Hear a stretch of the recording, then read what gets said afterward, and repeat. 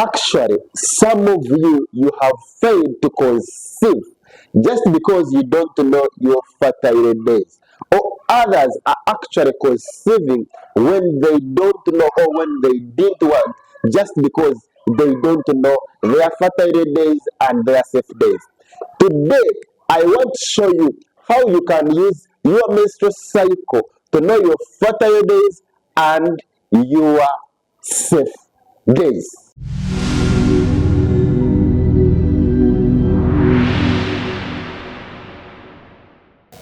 So this is our cycle. We say that there are those women who have 21 days of their menstrual cycle, and others we have those who have 21 days, others have 28 days, others have 30, and even others have 35 days. So these are the days of their menstrual cycle. I don't mean the days they spend in their menses. I just mean the days they spend to go back to their cycle. So what does that one mean? This person is taking 28 days to go back to their menses. And this one takes 28 days, this one takes 30, and this one takes 35 days. Now, so what are fertile days and what are safe days? Actually, fertile days, these are the days when you have a presence of an egg or an ovum ready for fertilization. So this one takes place if you ovulate. Actually, we have women who don't ovulate.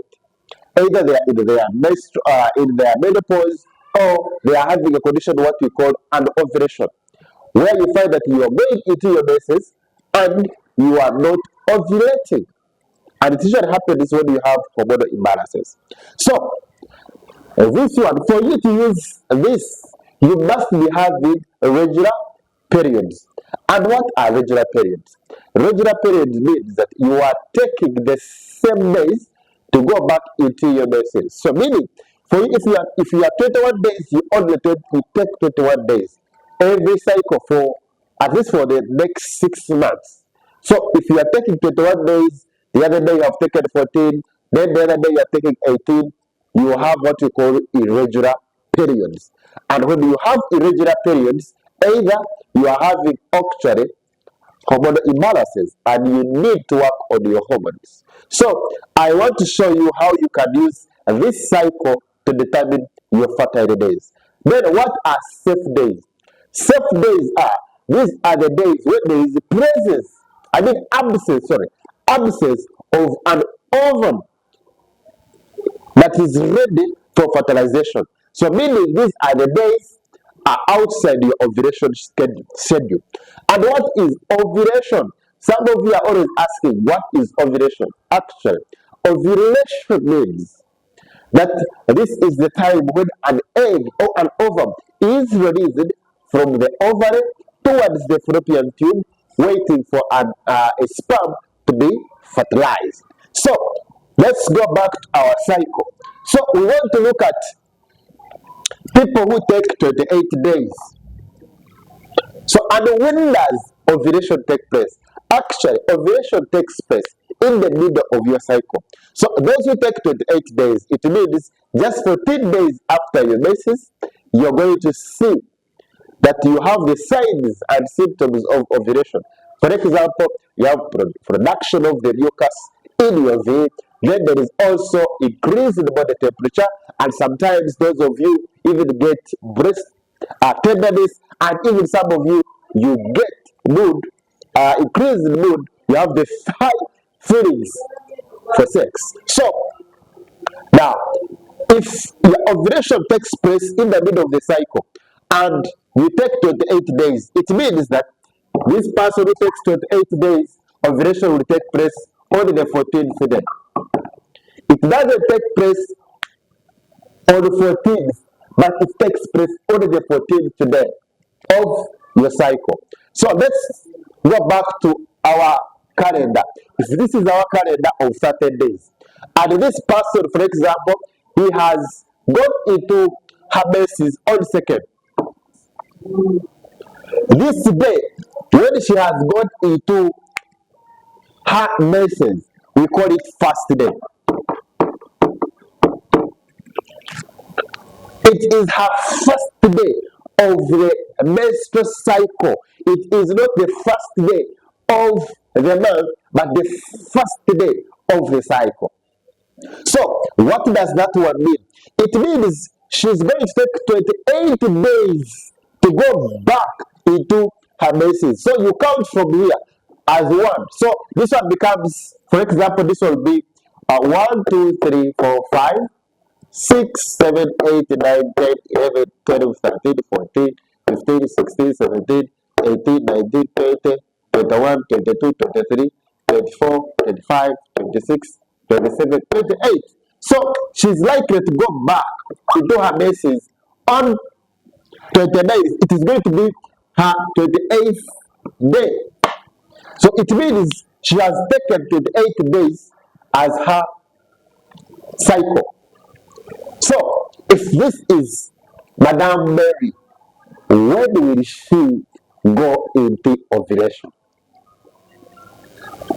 So, Madame Mary will go in ovulation, or she's going to have an egg being released on the 14th day of her cycle. So, we are going to calculate from the first day to calculate 14 days. So, we shall say 1. This one, when she went into her menses, it is her first day. This is 1, 2, 3, 4, 5, 6, 7, 8, 9, 10, 11, 12, 13, 14. So this one becomes her 14th, day, and it is going to be her ovulation. So we're going to have this one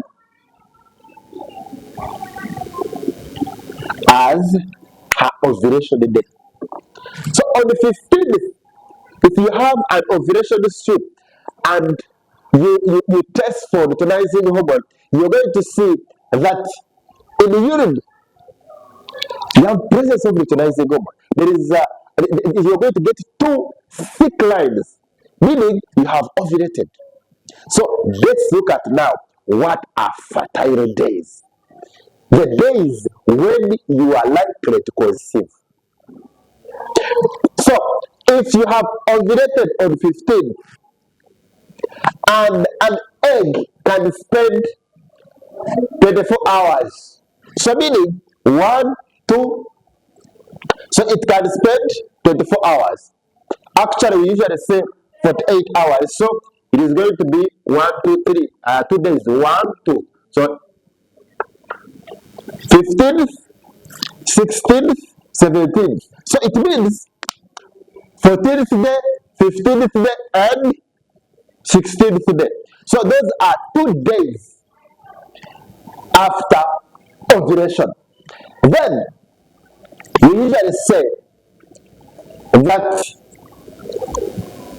a sperm that has an X chromosome, it can even spend 5 days without getting spoiled. So what does that one mean? It means that if you have 1, 2, 3, 4, 5, so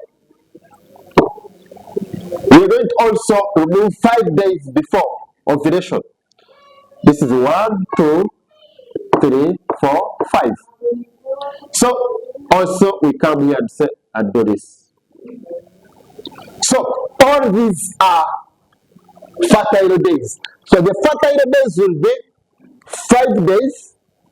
So fertile days, we're going to say fertile days. So we're going to have 5 days before,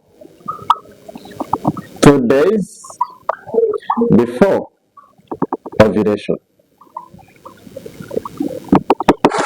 So 5 days before and 2 days after ovulation. Those ones we are going to call them fertile days. Those are the days that you have high chances of conceiving. So now it means those of you who are in a long distance relationship, sometimes you have failed to conceive just because sometimes you come at home when you are outside the window of your fertile days. So it is always good that you know the cycle of your partner. Now let's look at the safe days. When are those days when you have a safe a day, when you have your safe period that you are likely not to conceive? One is that those days towards your menses, they are always safe. I repeat, days towards your menses and days immediately after your menses, they are always safe. Let's go back and see. So we have this person. Remember that after 28 days, it is going to be 29th. This is when she's going to go back into her menses. So we say now usually that when you look at these days, all the days after 2 days of your ovulation, starting from you count when you ovulated 1, 2 days. Then these other days, all these days up to when you go into your menses. So what does that one mean? I can say. So let's look at now our safe days. So actually you can see that the most of the days are safe days, or what we call unfertile days, the days which when you are not fertile. But for me, I am going to give you the safest days. I'm going to give you the safest days. So I will say that you can use 1 week before menses. 1 week after menses. So actually, the safest days are the days when the woman is in her periods. But I would not advise you to press sex when the lady is in her menses. But another thing, did you know that actually you can use this menstrual cycle to know when you can conceive and produce a baby boy or a baby girl? In my next video, that's when I am going to be discussing more on how you can use the cycle to determine a baby boy and a baby girl. So if you want me to calculate for you when are your fertile days and when are your safe days, just comment in the comment section where you are watching from. You put your days, then I will just come and show you how you can when are your safe days and when are your fertile days. Thank you very much. God bless you.